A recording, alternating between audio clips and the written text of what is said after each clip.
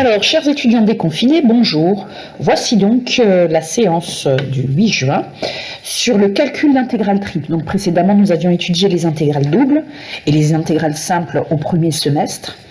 Quelques rappels donc concernant ces dernières. Toute fonction continue sur un intervalle fermé AB est intégrable sur ce même intervalle. Donc vous avez ici la représentation graphique de la fonction f et vous vous rappelez que nous avions divisé l'intervalle AB en n sous-intervalles de même longueur h, puis calculer l'aire algébrique de chaque rectangle, ici hachuré. Et donc, lorsque le nombre de rectangles, lorsque le nombre de sous-intervalles tend vers 0, tend vers plus l'infini, pardon, à ce moment-là, le pas de l'intégration, h va tendre vers 0. Et donc, nous obtenons une somme infinie de rectangles. Si cette somme infinie de rectangles converge, donne une valeur finie, alors on dit que la fonction f est intégrable, et donc la limite obtenue, c'est l'intégrale de a à b de f de x dx. Nous obtenons le même résultat à deux dimensions. Cette fois-ci, on va diviser l'intervalle AB et CD. Imaginons que le domaine ici d'intégration soit ici le rectangle jaune. Donc, on divise l'intervalle AB et l'intervalle CD en n sous-intervalles de même longueur h. Et puis, on va calculer le volume, cette fois-ci, de chaque parallélépipède. D'accord ? Chaque parallélépipède rectangle ici. Voilà, de côté dx, dy et de hauteur z. Voilà, donc on obtient la somme infinie des volumes et lorsque chaque point xy ici parcourt le domaine d'intégration D. Donc si f est continue dans D, alors à ce moment-là, cette somme infinie va être finie. Et on obtient la valeur de l'intégrale double. Alors, qu'est-ce qui se passe à trois dimensions lorsqu'on obtient une intégrale triple? Eh bien, nous allons avoir le même théorème, à savoir que si f est continu sur un domaine fermé de R3, alors f est intégrable sur ce même domaine fermé de R3. Mais qu'est-ce que c'est qu'un domaine fermé de R3? Eh bien, on vous dit en définition qu'il s'agit d'un domaine de l'espace délimité par une surface fermée. Donc, deux exemples pour illustrer cette définition. D1. D1, c'est le produit cartésien de trois intervalles 0, 1. Donc ça veut dire que x appartient au premier intervalle, y au deuxième. Bon, ici, il ne risque pas d'y avoir de confusion, puisque ce sont les mêmes intervalles, et z, le dernier intervalle. Donc si on représente graphiquement ce domaine, eh bien, nous allons obtenir ce résultat-là. Voilà, donc vous avez un repère OI, OJ, OK. D'accord ? Voilà. Et donc, vous allez obtenir x qui varie entre 0 et 1, y entre 0 et 1 et z entre 0 et 1. Donc, nous allons obtenir un cube de côté 1. Voilà, je vous le dessine, je fais de mon mieux pour que ce ne soit pas trop moche. Voilà. D'accord, donc ici, oui, je peux le compléter quand même avec les arêtes. Alors, évidemment, j'ai fait le contraire, donc devant, voilà, ça donne ceci. Donc ça, c'est le domaine D1. Alors maintenant, D2, on vous dit que c'est l'ensemble des triplés x, y, z, tels que x2 plus y2 plus z2 inférieur ou égal à 1. Alors, ça doit vous rappeler un résultat que nous avions rappelé aussi lorsque nous avions parlé des intégrales doubles. Vous vous rappelez que x moins a au carré plus y moins b au carré inférieur ou égal à r carré, c'est l'inéquation d'un disque de centre le point oméga de coordonnées AB et de rayon R. D'accord ? Donc qu'est-ce qui se passe si on ajoute une troisième dimension? Nous allons obtenir l'inéquation x moins a au carré plus y moins b au carré plus z moins c au carré, inférieur ou égal à carré.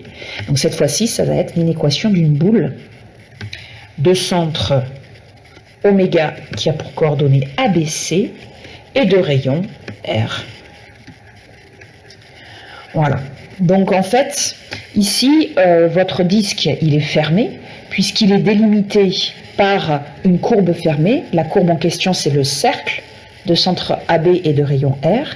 Et ici, il s'agit également d'une boule fermée, cette fois-ci, car elle est délimitée par la surface qui est en fait la sphère de centre ABC et de rayon grand R. Donc maintenant, le domaine des deux, qu'est-ce que ça va donner?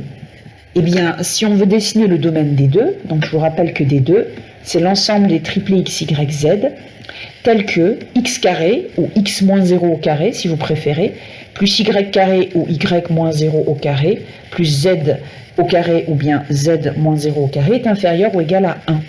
Donc ici, le centre, ça va être, c'est une boule, donc vous avez reconnu, il s'agit d'une boule, de centre, l'origine du repère, et de rayon 1. Voilà, donc si on trace ce domaine dans un repère de l'espace orthonormé, x au y au z, eh bien, nous allons obtenir la sphère ici, qui va être centrée en l'origine du repère. Oula. Voilà. Et donc, cette sphère est fermée, cette boule, pardon, est fermée, donc ce domaine est fermé, ce domaine de R3 est fermé, puisque délimité par la surface, la sphère, en fait, de centre O et de rayon 1. Voilà pour ces deux exemples de domaines fermés de R3. Alors maintenant, le fameux théorème dont je vous parle depuis le début, mais pour adapter aux intégrales simples et doubles. Donc soit f une fonction continue dans D, un domaine fermé de R3, et bien alors l'intégrale triple de la fonction f existe. Et alors maintenant, nous allons apprendre à la calculer. Donc quand je dis qu'elle existe, ça veut dire qu'elle est finie. Ça donne une valeur finie, la somme infinie des... D'accord? Voilà, va être finie. Et oui, pourquoi je ne le nomme pas? Tout à l'heure, je vous parlais de... Vous vous rappelez ici, là, je vous parlais de somme infinie des aires des rectangles, et là, je vous parlais de somme infinie des volumes des parallélépipèdes. Eh bien, quand on ajoute une dimension, on ne va pas pouvoir nommer graphiquement, géométriquement, les dx, dy, dz fois f de x, y, z, puisqu'il y a une dimension en plus, ça fait 4 dimensions, et donc voilà, on ne peut plus le nommer, si je puis dire, de façon concrète. Alors maintenant, rappel sur l'interprétation, justement, j'y viens, des intégrales simples et doubles. Donc vous vous rappelez que lorsque nous avions étudié les intégrales simples, l'intégrale de f de x dx, il s'agit ici de la somme des rectangles de côté dx et f de x. Dx est une variation infinitésimale de x, et donc on va faire la somme des aires de tous ces rectangles. Alors on dit les aires algébriques, puisqu'elles peuvent être négatives, puisque f de x peut être négatif. Donc, compris entre eux, l'axe des abscisses, la courbe représentant f, et les droites d'équation x égale a, x égale b. Voilà. Alors, que se passe-t-il à deux dimensions? Donc cette fois-ci, on va intégrer en xy dans le domaine D. D'accord? Donc le domaine D ici, apparemment sur le schéma, il s'agit de ce rectangle, mais ça peut être aussi une surface un peu un peu bizarroïde comme ça. Et donc quand on calcule dx, dy, d'accord, ça va être l'élément d'air ici, c'est la variation infinitésimale d'un élément d'air, dx, dy, c'est l'aire de ce petit rectangle, et donc on multiplie par f de xy, donc on obtient ici le volume algébrique, parce que si la fonction est négative, à ce moment-là il y a le signe qui va intervenir, donc volume algébrique de ce parallélépipède. Voilà, et donc quand on fait la somme infinie, la somme de tous ces parallélépipèdes avec le couple xy, vous voyez ici on a le couple xy, avec le couple xy qui varie sur la totalité du domaine D, eh bien nous obtenons le volume algébrique du domaine compris entre la surface représentant f, le plan x ou y, et puis le domaine D. Alors, cas particulier, que se passe-t-il si la fonction intégrée est égale à 1? Alors, si nous avons affaire à une intégrale simple, à ce moment-là, si la fonction f est égale à 1, eh bien, on va obtenir la longueur de l'intervalle AB, la longueur de l'intervalle d'intégration. D'accord? Si vous n'en êtes pas convaincu, eh bien, quand on intègre 1 entre A et B, ça donne x en primitive, et donc ça donne b-a qui est bien la longueur du segment AB, de l'intervalle AB. Cas particulier côté intégrale double, qu'est-ce qui va se passer cette fois-ci? Eh bien cette fois-ci, au lieu d'avoir une longueur, puisqu'on a une dimension de plus, nous allons obtenir une surface. Et ce sera la surface du domaine d'intégration D. D'ailleurs, vous comprenez bien ici que si vous multipliez dx, dy par la fonction 1, vous allez obtenir, vous allez sommer en fait des rectangles ici, des surfaces dx, dy sur tout le domaine D, pour obtenir au final la surface du domaine D. Et bien maintenant, que se passe-t-il lorsque nous avons affaire à une intégrale triple et que la fonction est égale à 1? Et bien à ce moment-là, au lieu d'obtenir la surface du domaine, on obtient le volume du domaine D. Voilà, donc voici donc quelques applications dont je vous parlais précédemment. Si la fonction à intégrer est égale à 1 pour tous les points x, y, z du domaine D, alors l'intégrale représente le volume du domaine D. Autre exemple, nous l'avions étudié à deux variables. Si f de x, y, z est la masse volumique, donc à deux variables, ça donnait la masse surfacique du domaine D, alors l'intégrale triple de cette fonction f est la masse du domaine D.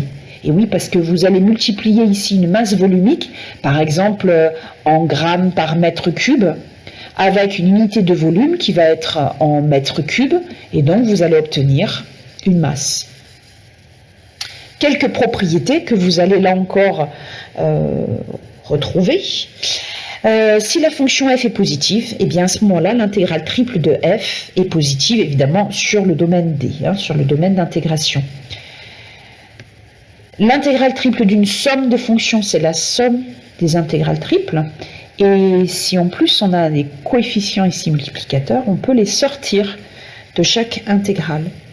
Ce qui donne l'intégrale triple de alpha f plus bêta g est égale à alpha fois l'intégrale triple de f plus bêta fois l'intégrale triple de G.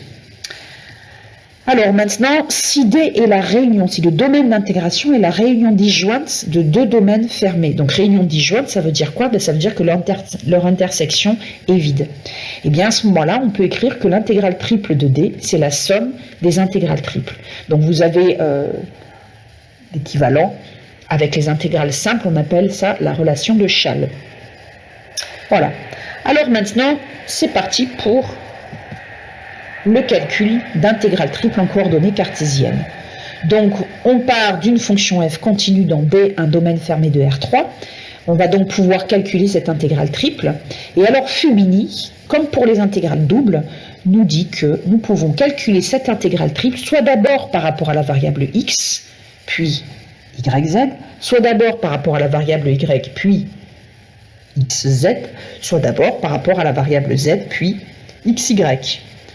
Allez, premier cas de figure avec un domaine, ça va être le plus simple qui puisse exister, un domaine parallélépipédique. Regardez, vous allez obtenir 0,1 pour l'axe des x,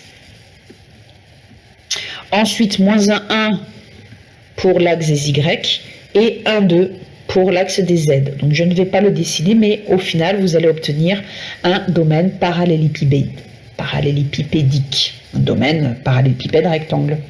Alors, donc on applique la formule de le théorème de Fubini qui nous dit qu'on peut calculer soit d'abord par rapport à x, soit d'abord par rapport à y, soit d'abord par rapport à z.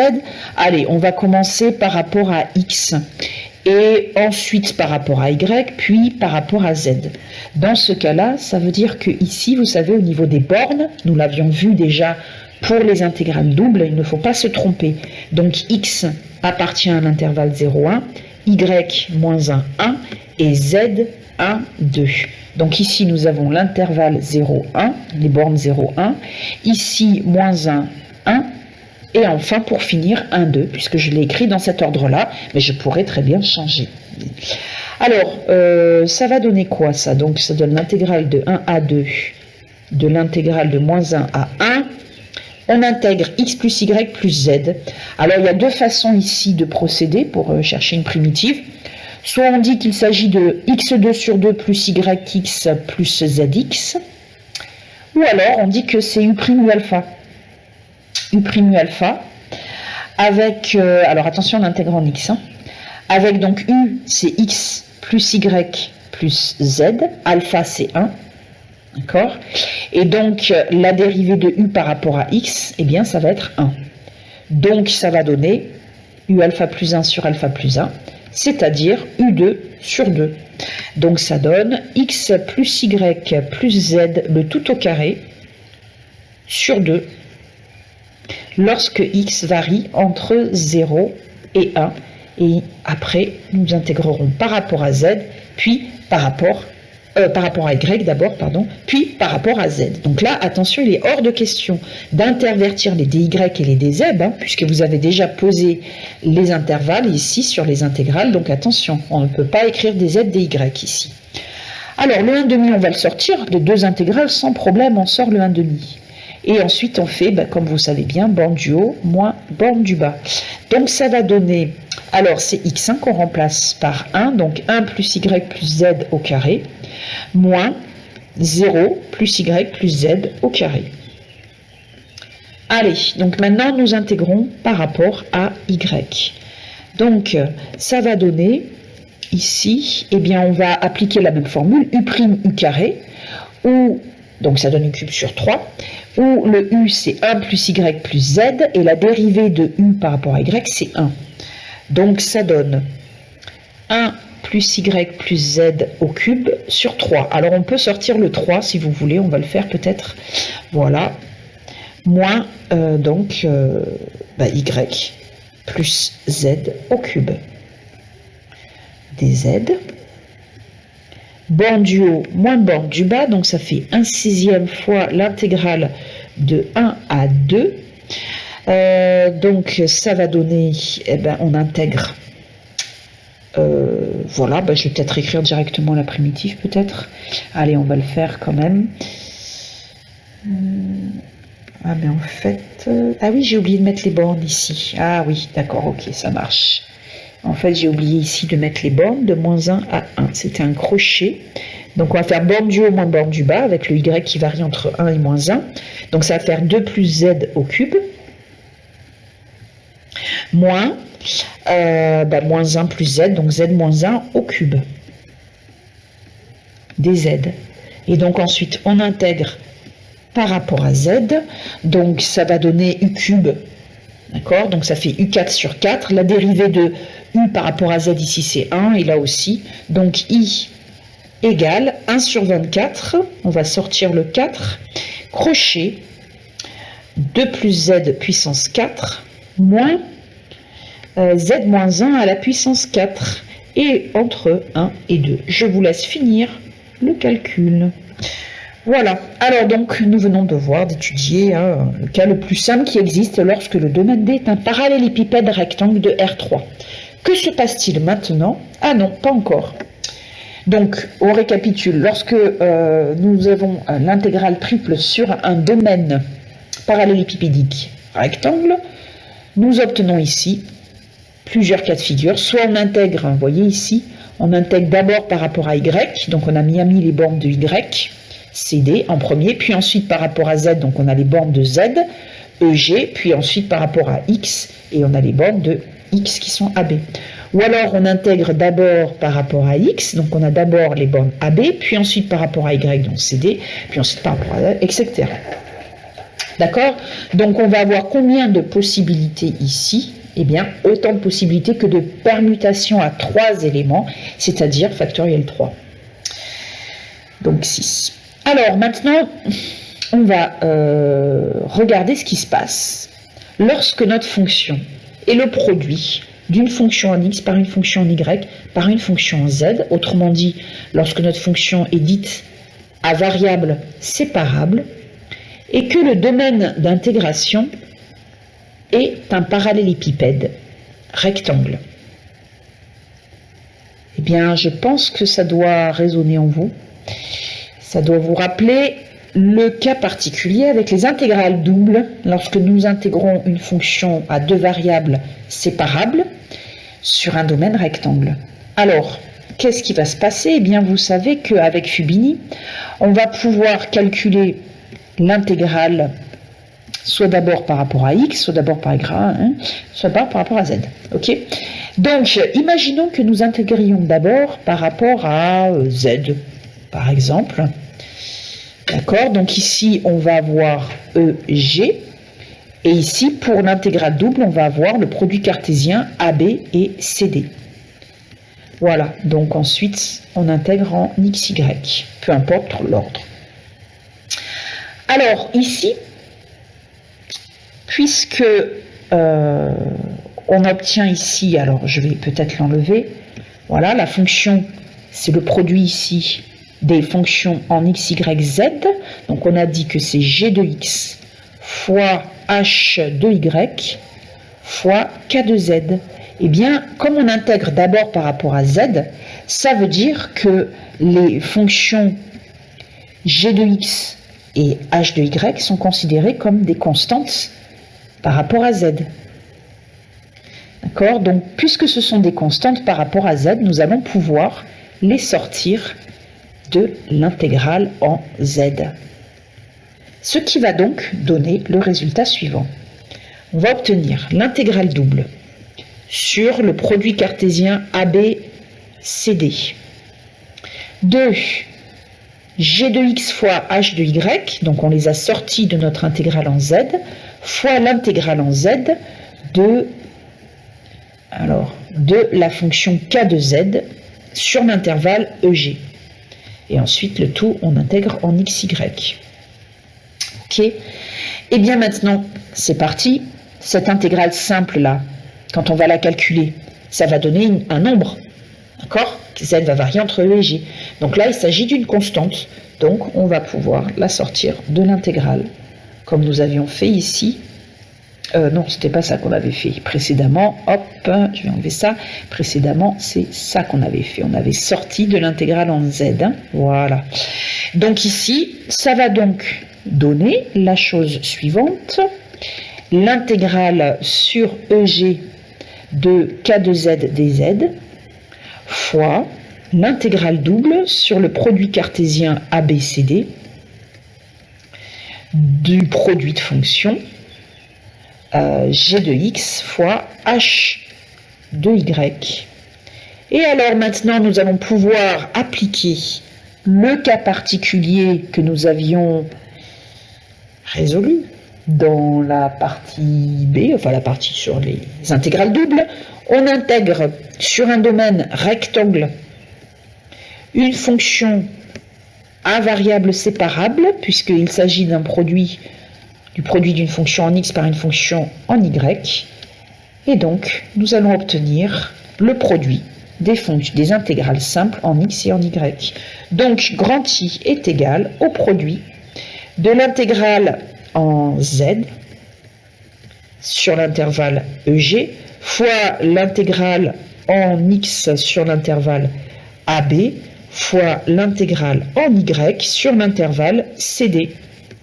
Voilà, donc attention, je le répète, ce cas particulier ne s'applique que lorsque nous avons affaire à une fonction à variable séparable sur un domaine parallélépipédique, rectangle.